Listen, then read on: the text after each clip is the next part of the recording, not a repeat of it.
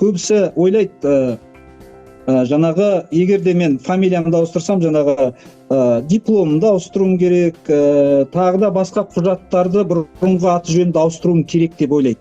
Бірақ та бұл қате ұғым.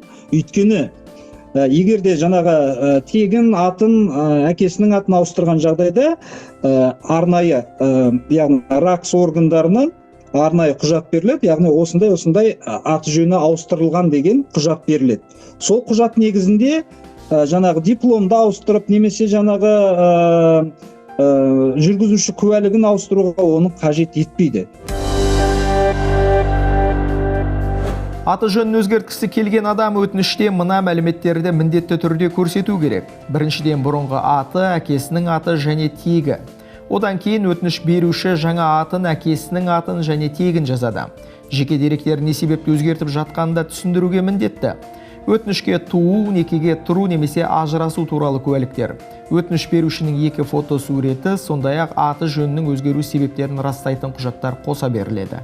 Өтінішті беру процедурасы 30 күнге дейін созылады. Осыдан кейін өтініш беруші жаңа құжаттарды алады.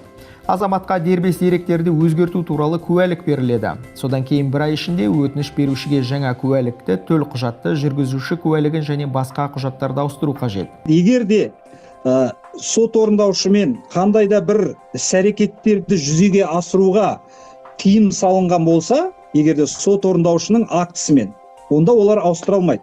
Ал бірақ та егерде ондай тыйым болмаса, бірақ та қарызы факт жүзінде болған болса, ол кісілер жаңағы өзінің аты жөнін ауыстырғандығы туралы міндетті түрде хабардар етуге тиіс деп заңда көрсетілген.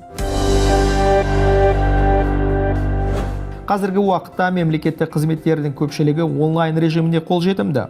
Соның ішінде атын өзгерту қызметінде қашықтықтан пайдалануға болады. Ол үшін электронды үкімет порталына кіресіз. Бірақ міндетті түрде электронды цифрлы қолтаңба болу керек. Соның көмегімен азаматтарға арналған бөліміне кіріп, отбасы тармақшасын тауып алу керек. Содан кейін қажетті қызмет түрін таңдайсыз, куәлік беретін халыққа қызмет көрсету орталығы филиалын белгілейсіз. Отбасылық жағдайы және табыс көзін көрсетесіз. Өзгертулер енгізу қажет, актілік жазбаның нөмірімен тіркелген күнін жазасыз. Актілік жазба үшін қандай өзгерістер, түзетулер, толықтырулар қажет екенін көрсетесіз. Осыдан кейін өзгерістер енгізу үшін растайтын құжаттарды тіркейсіз. Қызмет ақысын банк картасының деректерін енгізу арқылы төлейсіз. Ең соңында электронды цифрлық қолтаңба арқылы қол қоясыз. Қызмет көрсету нәтижесі туралы электрондық үкіметтің жеке кабинетінде SMS және хабарлама түрінде хабарланады. Өтінім беру кезінде таңдалған халыққа қызмет көрсету орталығына 1 ай ішінде жаңа құжаттарды алу қажет.